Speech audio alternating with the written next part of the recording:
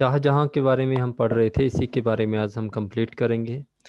मैंने आप लोगों को बताया था कि शाहजहां के द्वारा पहले तो आगरा बनवाया गया। उसके बाद आप लोगों को मैंने ये कहा था कि इसने बाद में क्या हुआ कि जब ये दक्कन मिशन पे गया था, तो दक्कन मिशन के बाद इसे वहाँ पे प्राप्त हुआ था आप लोगों का कोहिनूर का हीरा। कोहिनूर का हीरा इसको प्राप्त हुआ था किसके द्वारा? मीर जुमला के द्वारा। तो ये भी ध्यान आप लोग रखनी है इसकी बात, ये भी इम्पोर्टेंट आप लोगों की रहेगी। उसके बाद मैंने आप लोगों को कहा था कि इसकी दिल्ली पे नज़र पड़ती है और दिल्ली में ये रेड फोर्ट जो आप लोगों का लाल किला है इसको बनाएगा। आर्किटेक्चर सेम रहेंगे आप लोगों के। और आफ्टर देन आप लोगों की जामा मस्जिद भी आप लोगों का सेम आर्किटेक्ट रहेगा इसमें, उस्ताद अहमद लाहौरी। रेड फोर्ट में 2 कोर्ट बनाए गए थे आप लोगों के, दीवाने आम और दीवाने खास। दीवाने खास जो आप लोगों का रहेगा वहाँ पे गोल्डन थ्रोन, जो आप लोगों का पीकॉक थ्रोन है, आप लोगों का मयूर सिंहासन, वो आप लोगों का इसमें रहेगा। और इसके बाद आप लोगों को ये बात बताई गई थी कि जब इसने शिफ्ट किया था आगरा से दिल्ली में, तो राजधानी को जब शिफ्ट किया था तो वहाँ पे इसने एक सिटी फाउंड की थी जिसका नाम क्या है? शाहजहानाबाद। शाहजहानाबाद आप लोगों की ओल्ड दिल्ली है, जो आज के समय में पुरानी दिल्ली जिसे कहा जाता है। वहीं पे आप लोगों का रेड फोर्ट है, वहीं पे आप लोगों की जामा मस्जिद है। जो आप लोगों की शाहजहानाबाद है, इसमें 4 गेट हैं आप लोगों के। एक दिल्ली गेट है आप लोगों का, एक कश्मीरी गेट है, एक अजमेरी गेट है आप लोगों का, और एक आप लोगों का लाहौरी गेट है। ठीक है। तो आपसे पूछा जा सकता है लाल किले से बाहर जो दरवाजा निकलता है, जहाँ से लाल किले से बाहर जाया जाता है, उस दरवाजे को क्या कहते हैं? उसको कहते हैं लाहौरी गेट। ठीक है। तो आगे की बात करेंगे आज हम। तो आगे जो हमने पढ़ना है शाहजहां के बारे में, इसके बेटे के बारे में आज हम पढ़ेंगे, क्योंकि जो शाहजहां था आप लोगों का, इसके 4 बेटे होंगे।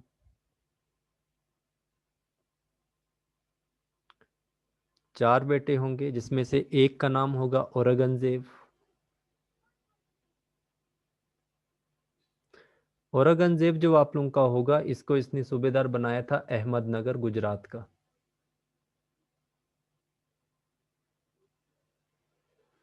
फिर इसके बाद आप लोगों का इसी का एक बेटा था जिसका नाम था शाह शुजा। शाह शुजा, इसका नाम याद रखना आप लोगों ने। यह सूबेदार था आप लोगों का बंगाल का, ये ध्यान रखिए। मुराद बख्श,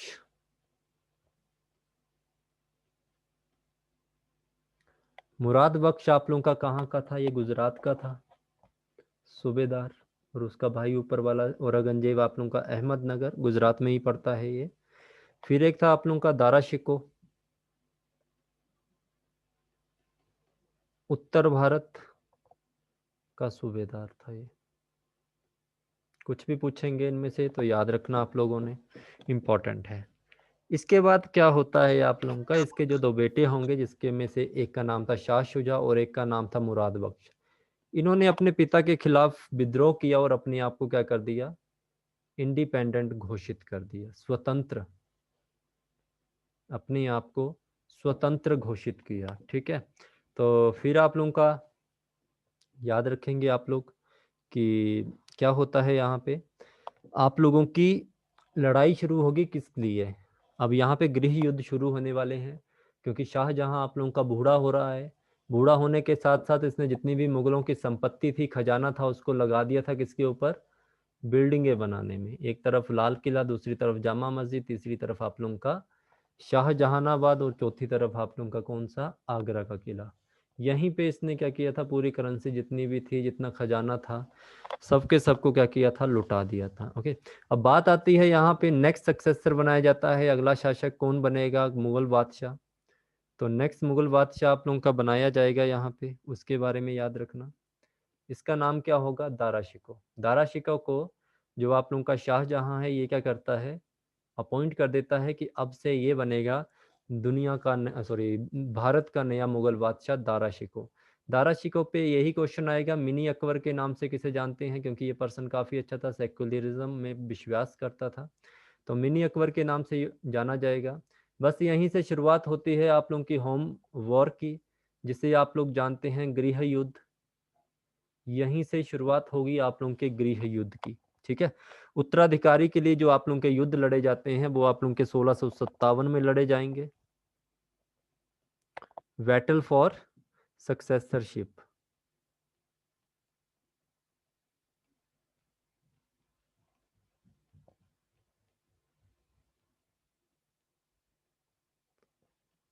तो ये ध्यान रखना आप लोगों ने, इंपॉर्टेंट है। ठीक है, उत्तराधिकार के लिए जो युद्ध लड़े गए थे आप लोगों के, इनके लिए। ठीक है, तो सबसे पहले आप लोगों ने याद रखना है 1657 से स्टार्ट होंगे, यहाँ से स्टार्ट हो जाएगी आप लोगों के युद्ध लड़ने। तो सबसे पहली बात 1658 याद रखिए आप लोग। 1658 में बैटल ऑफ बहादुरपुर होगा पहला, बैटल ऑफ बहादुरपुर। ठीक है, तो बैटल ऑफ बहादुरपुर किस किस के बीच में होगा? एक तरफ आप लोगों का शाह शुजा है,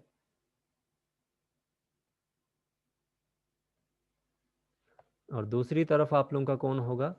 यहाँ पे आप लोगों का याद रखना है मुगल, मुगल वाले होंगे। ठीक है, मुगल सेना होगी, मुगल आर्मी होगी।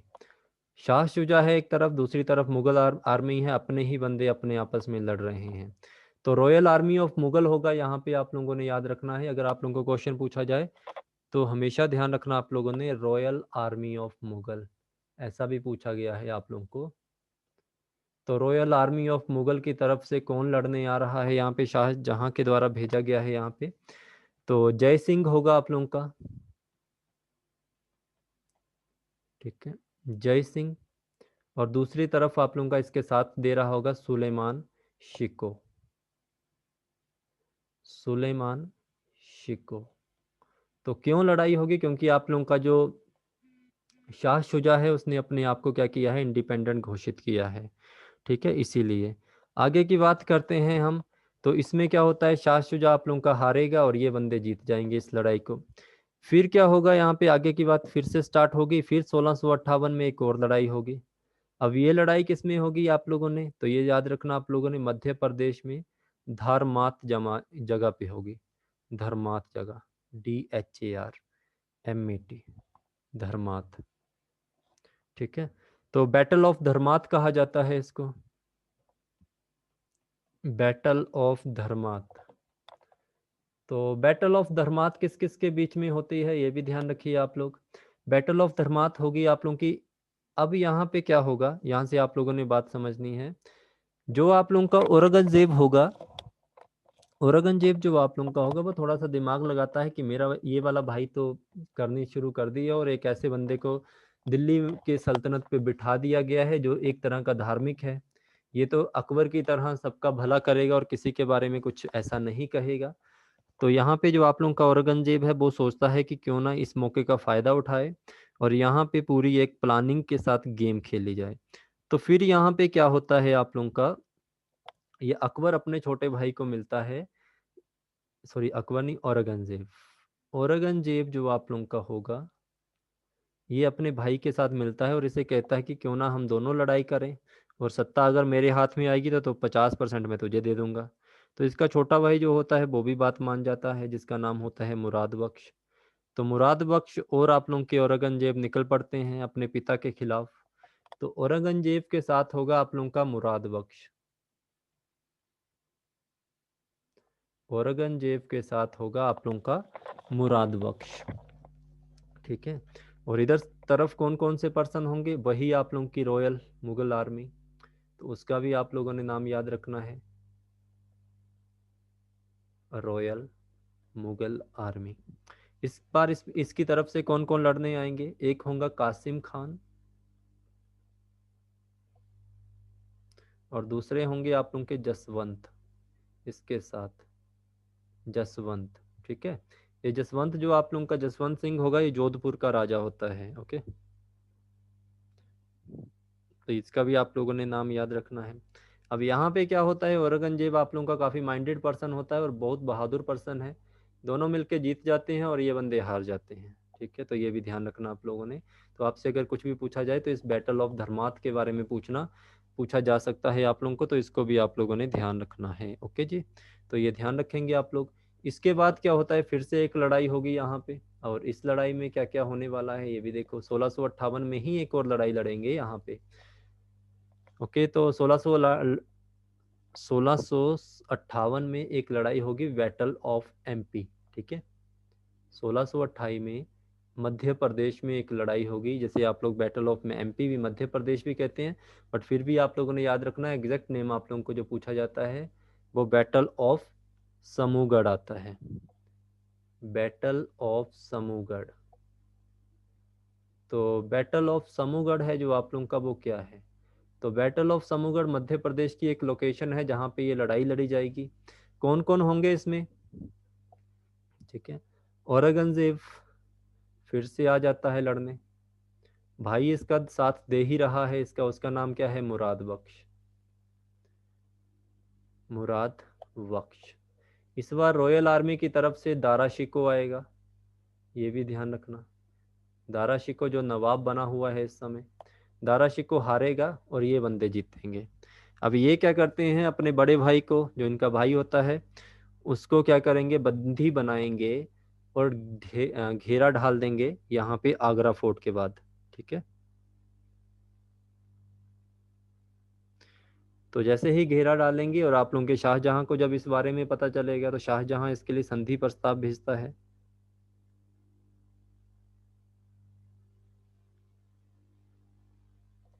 ठीक है, तो औरंगजेब जीतेगा, दारा शिको आप लोगों का हार जाएगा। दारा शिको को बंदी बना लिया जाता है। औरंगजेब मध्य प्रदेश के समूहगढ़ से अपने भाई को लेके, जो छोटा भाई मुराद बख्श और दूसरे भाई को बंदी बनाकर चल पड़ता है किस तरफ? आगरा की तरफ, और जाके आगरा को घेरेगा। और आगरा में बैठा है मुगल बादशाह जिसका नाम क्या है? शहनशाह, शाहजहां आप लोगों का। ठीक है, तो शाहजहां को इसी ने क्या किया, कैद कर लेगा। शाहजहां को कैद करेगा 8 साल के लिए। तो ये भी क्वेश्चन पूछा गया है कि इसको कितने जिस साल के लिए किया गया था, तो आप लोगों ने याद रखना है इतने साल के लिए। शाहजहां अपनी तरफ से अपने इस बेटे के लिए एक संधि प्रस्ताव भेजता है कि क्यों ना तुम ऐसे क्यों भाई आपस में लड़ रहे हो, और इस तरह लड़ोगे तो मुगल शासन तो जल्दी पतन हो जाएगा। तो तुम्हें मैं एक संधि प्रस्ताव देता हूँ, मैं तुम्हें मुगल बादशाह बना देता हूँ, और ऐसा करो कि जो दारा शिकोह है उसको आप छोड़ो, और तुम चारों भाई बैठ के मिलके पूरे इंडिया के ऊपर या पूरे भारत के ऊपर राज करो। तो औरंगजेब भी ऐसा करता है कि बात मानने को तैयार होता है, और जैसे ही ये अंदर दरवाजे के अंदर घूम जाने ही लगता है, तो बीच में इसे थोड़ा सा आभास होता है कि हो सकता है ये मेरे बाप की मेरे अगेंस्ट चाल हो, क्योंकि मेरे बाप का सबसे ज्यादा प्यारा तो दारा शिकोह है। वो क्यों चाहेगा कि उसका एक छोटा सा सूबेदार बेटा इस पूरे जहान का या पूरे हिंदुस्तान का एक मुगल बादशाह बने। ठीक है, तो पर वो ऐसा नहीं करता है, वो यहाँ पे अटैक करता है और अपने बाप को क्या करता है, बंदी बनाएगा और 8 साल के लिए कैद में डाल देगा। ठीक है, तो ये ध्यान रखना। फिर इसके बाद क्या करेगा, आपसे पूछा जा सकता है कि औरंगजेब का राज्याभिषेक कब हुआ था? 1658 में ही ये अपने आप को मुगल बादशाह घोषित कर देगा और आगरा फोर्ट में ही अपना क्या करेगा, राज्याभिषेक करवाएगा। आगरा फोर्ट में अपना राज्याभिषेक करवाएगा। ओके, तो फिर बनता है मुगल बादशाह। मुगल बादशाह बनने के साथ ही देखता है कि मेरा छोटा भाई मुराद बख्श, मैंने इसको प्रॉमिस किया था कि जीतने पे तुम्हें मैं आधा हिस्सा दे दूंगा। जैसे ही बनता है ये मुगल बादशाह, सबसे पहले इसको ही मारता है। ठीक है, इसको मरवा देता है। फिर 1659 में एक और बैटल लड़ी जाएगी आप लोगों की। 4 भाइयों में से एक भाई मर गया आपका, तो याद रखना मुराद बख्श। 1659 में एक और लड़ाई होगी जिसे कहा जाता है battle of Devaraya. Battle of Devaraya. ठीक है, किस किस के बीच में? एक तरफ औरंगजेब है, फिर से इसका भाई जिसका नाम है दारा शिको, फिर से हारेगा, फिर से अरेस्ट होगा, ये बंदा फिर से जीतेगा। ठीक है, फिर दूसरी बार ये चलता है आगे दिल्ली की तरफ, अपने समय काल में दूसरा राज्याभिषेक करवाता है ये। तो आपसे क्वेश्चन पूछा जा सकता है कि भारत सॉरी कौन सा ऐसा मुगल बादशाह था जिसने 2 बार अपना राज्याभिषेक करवाया था? तो लाल किले में दूसरी बार अपना राज्याभिषेक करवाएगा। पहला कहाँ पे करवाया था इसने? पहला 1658 में आगरा के किले में करवाया था, दूसरा इसने लाल किले में करवाया। ठीक है, तो यहाँ पे क्या होता है, जैसे ही आप लोगों के शाहजहां होंगे 1666 में, कुछ खास बातें नहीं होती हैं इसके बीच में। शाहजहां आप लोगों का उसकी मृत्यु हो जाएगी। ठीक है। और माना जाता है कि जब से इसने अपने फादर को 1658 में क्या किया था, कैद करवाया था, उसके बाद कभी लाइफ में अपने फादर से मिलने नहीं गया था। ठीक है। कुछ कदम की दूरी पे इसके फादर रहते थे, आगरा फोर्ट में रहते थे, और ये रहता था लाल किले में, बट कभी भी ये आगरा के किले में आता था, कभी अपने पिता के पास नहीं गया ये उनसे मिलने। ठीक है। तो आप लोगों से क्वेश्चन पूछा जाएगा कि शाहजहां की अंतिम समय तक किस बेटी ने इसकी सेवा की थी। तो याद रखना, इस बेटी का नाम जहां आरा। जहां आरा इसकी सबसे बड़ी बेटी थी, एल्डर डॉटर थी, जिसने इसकी अंतिम समय तक क्या की थी, सेवा की थी। तो शाहजहां का मकबरा कहाँ पे है, तो आप लोगों को पता है शाहजहां का जो टॉम्ब है वो आप लोगों का आगरा ताजमहल में ही है, ये भी ध्यान रखना। शाहजहां की कोई ऑटोबायोग्राफी है, तो शाहजहां की ऑटोबायोग्राफी है शाहजहां नामा। तो ये ध्यान रखना आप लोगों ने, पर्शियन भाषा में लिखी गई है ये, तो याद रखना। किसने लिखी थी, इनायत खान का नाम याद रखना, पूछेंगे आपसे। इनायत खान जो आप लोगों का था, ये जाता था शाहजहां के पास, शाहजहां से जो 8 साल उसने अपने एक कम छोटे से एक कमरे में गुजारे थे, ऐसे एक छोटा सा कमरा हुआ करता था जिसमें ये कैद था, उसमें एक छोटी सी ऐसे खिड़की हुआ करती थी, वहां पे आप लोगों का जो शाहजहां था ऐसे बैठा करता था, और सामने से यहाँ से इसको दिखता था ताजमहल। ठीक है, उसको निहारता रहता था, और जो इनायत खान था इसके साथ बैठता था, और इसके जिंदगी के जो भी किस्से थे या जो भी इसकी ऑटोबायोग्राफी थी उसको लिखता था। तो ये ध्यान रखना आप लोगों ने। ओके।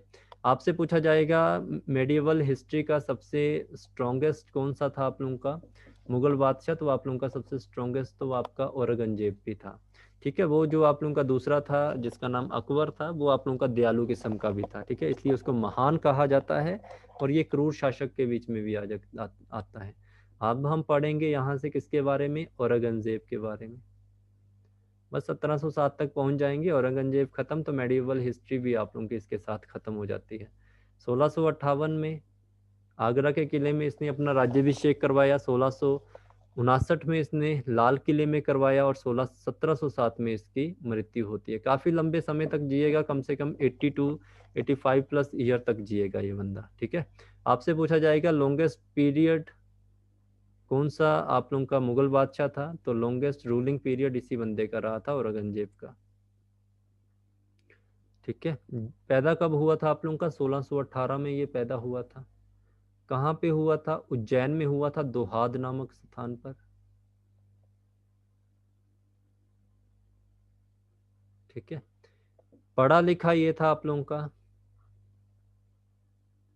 माना जाता है कि जब ये 1618 में पैदा हुआ था, तो इसके जो फादर थे शाहजहां, जब उनको किसी फकीर ने या किसी ज्योतिष ने बताया कि ये जो आपका बेटा है जिसका नाम है औरंगजेब, ये आप लोगों का बेटा आने वाले समय में एक महान शासक बनेगा, और यही बेटा आने वाले समय में तुम्हारी मृत्यु का कारण भी बनेगा। तो शाहजहां था जो आप लोगों का, उसको थोड़ा डाउट होता है कि मैं अपने बेटे को तलवारबाजी या राजनीति ना सिखा के मैं इसको क्यों ना पढ़ाई लिखाई में लगाऊं।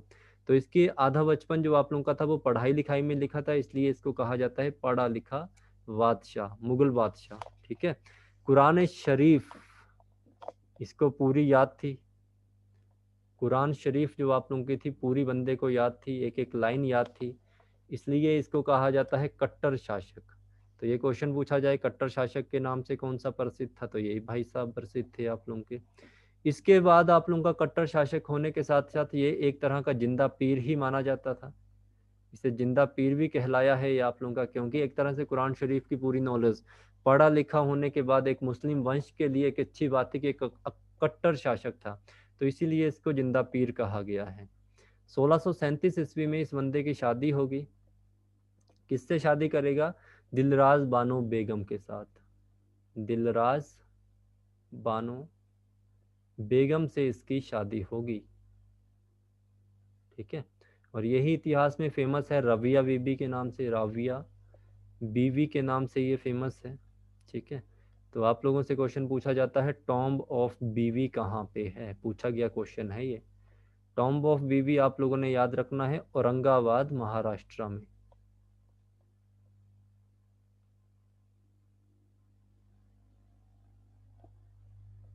ठीक है।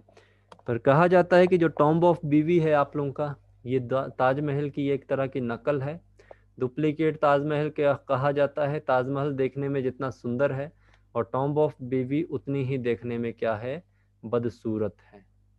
तो ये भी ध्यान रखेंगे आप लोग। ओके, आपसे क्वेश्चन पूछा जाएगा कौन सा ऐसा मुगल बादशाह था जिसके समय काल में सबसे ज्यादा धर्म परिवर्तन हुए थे। तो धर्म परिवर्तन इसी के समय काल में सबसे ज्यादा हुए थे। याद रखेंगे आप लोग, इस बात को ध्यान रखेंगे। 1662 में इस बंदे के द्वारा स्लेवरी बैन करवाई गई थी आप लोगों की, बंधुता जिसे कहा जाता है, स्लेवरी बैन आप लोगों की हुई थी। 1663 में आप लोगों का जो सती सिस्टम था उसको भी इसने बैन किया था। तो ये भी ध्यान रखेंगे आप लोग। ओके, 1664 में आप लोगों ने याद रखना है, इसी बंदे ने जो अकबर ने जिसको बंद किया था, जिसके कारण उसको अकबर की उपाधि दी थी, इसी बंदे के द्वारा जजिया कर और आप लोगों की जो तीर्थ यात्रा थी इसको दोबारा से चालू करवाया गया। ठीक है, फिर से ओपन दोबारा लगाई गई। ओके, इसके बाद इस बंदे ने कहा कि इस बंदे ने बैन किया printing of Kulman coin, printing of Kulman coin, इनको इसने ही बैन करवाया था। ओके, तो ये ध्यान रखना, कुलमान कोइन के ऊपर इनके जो भगवान होंगे उनकी फोटो छपी होती थी और कुलमान कोइन कई बार पैरों में है, तो इसको अच्छा नहीं लगा था, इस कारण इसने इसको बंद करवा दिया था। इसके बाद आप लोगों ने याद रखना है, इसी के समय काल में 1664 में क्या होता है, छत्रपति शिवाजी आप लोगों के जो होंगे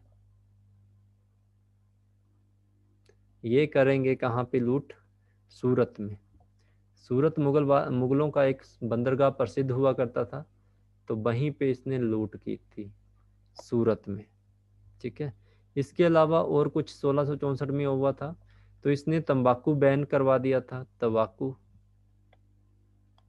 बैन करवाया।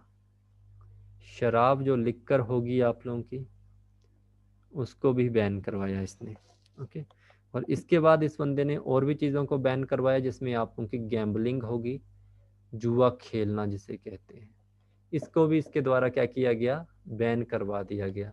तो ये बात भी आप लोगों ने इसके बाद याद रखनी है, ये भी इम्पोर्टेंट है आप लोगों का।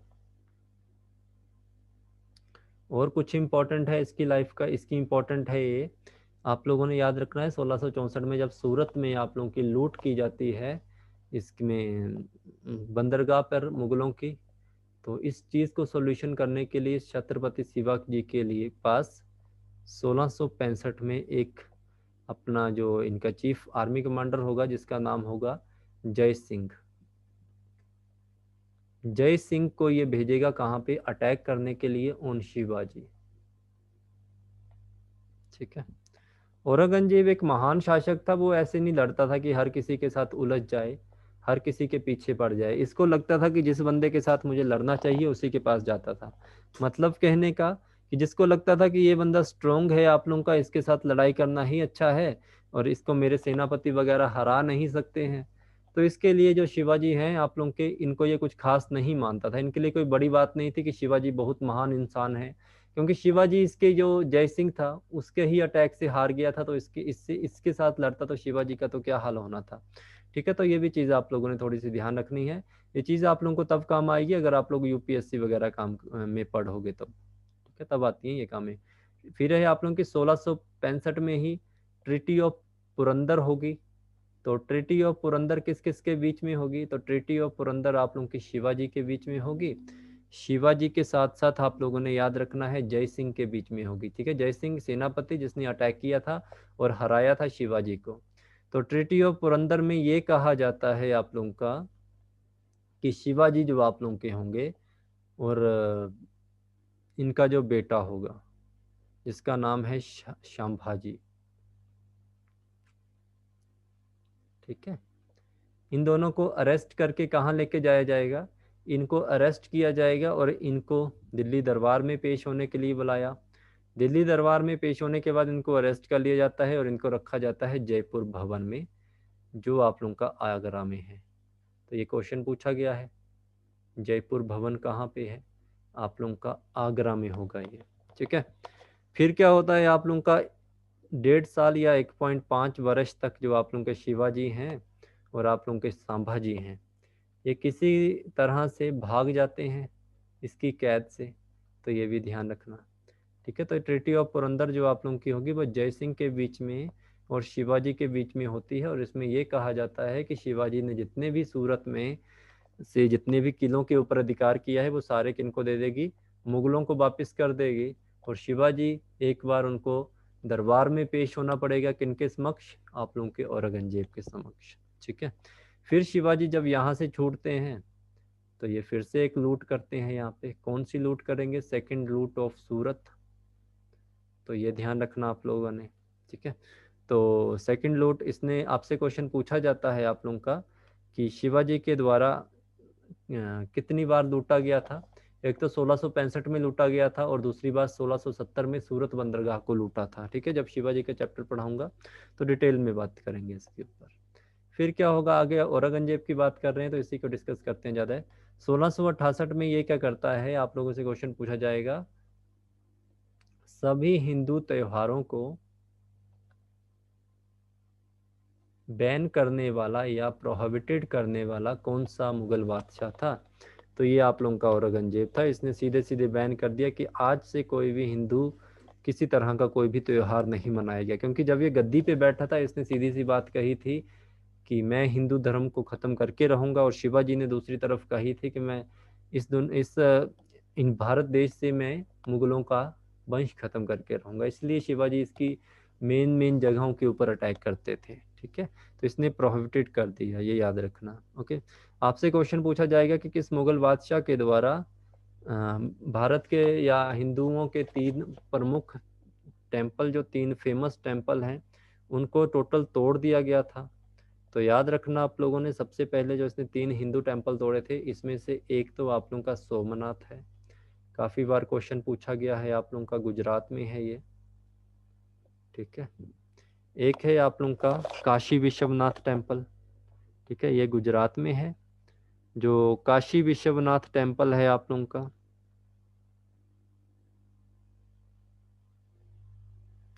ये वाराणसी में होगा।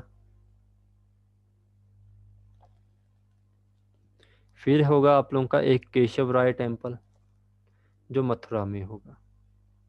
ये तीनों को डिस्ट्रॉय किया गया था किसके द्वारा, औरंगजेब के द्वारा। तो याद रखना, तीनों के नाम पूछेंगे आप लोगों से। ओके, इसके बाद क्या होता है आप लोगों का, जो औरंगजेब है आगे सिखों के साथ भी इसके युद्ध रहेंगे।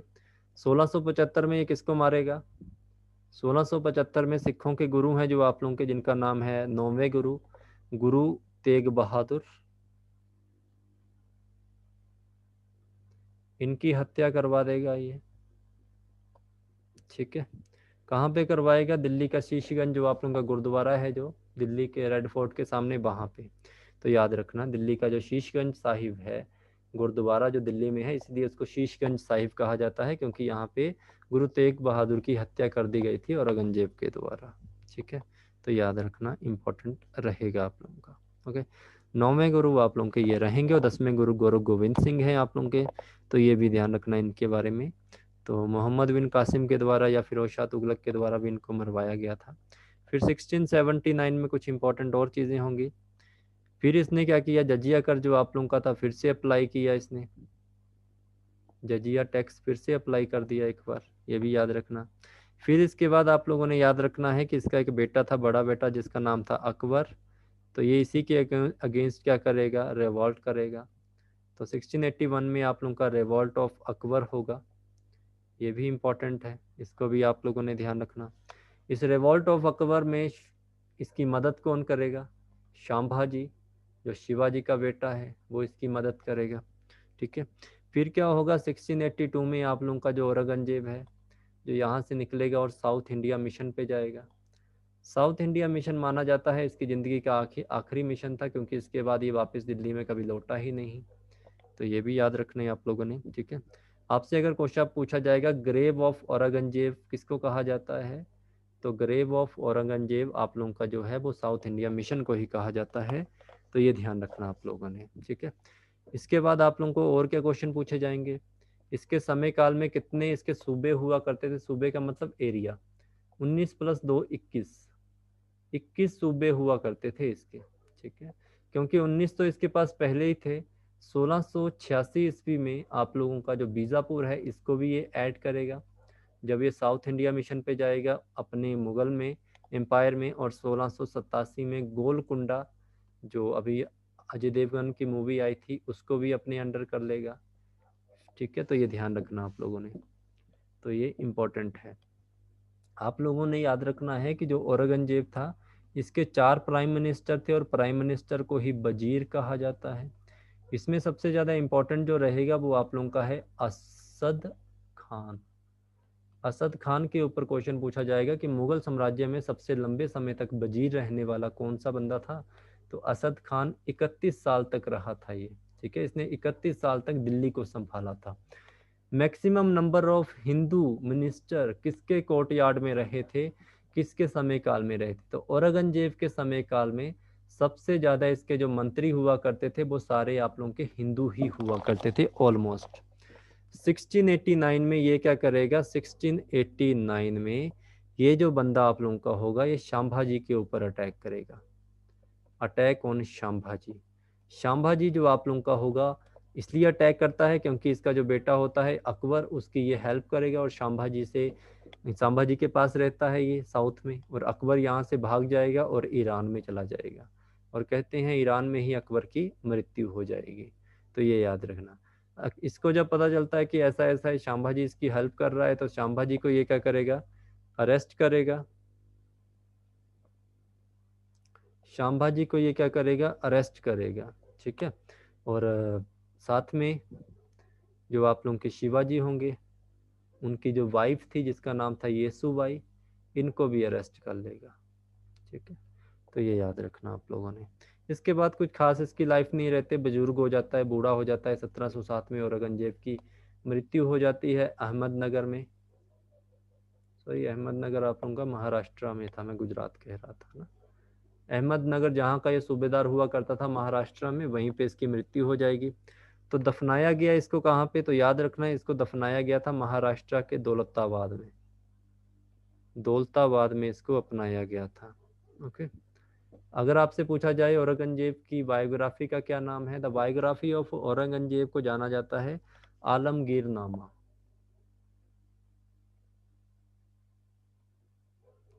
आलमगीर नामा किसने लिखी थी? तो याद रखना काजिम शिराजी के द्वारा लिखी गई थी, काजिम शिराजी।